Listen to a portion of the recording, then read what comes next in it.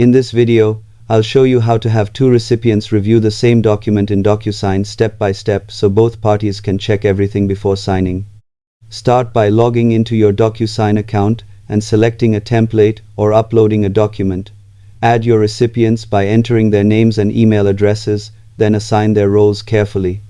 To allow both to review, you can set one or both recipients as needs to view or place them in the same routing order so they receive the document at the same time.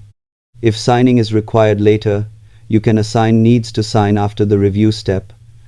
This setup ensures both recipients can access and review the exact same document without confusion.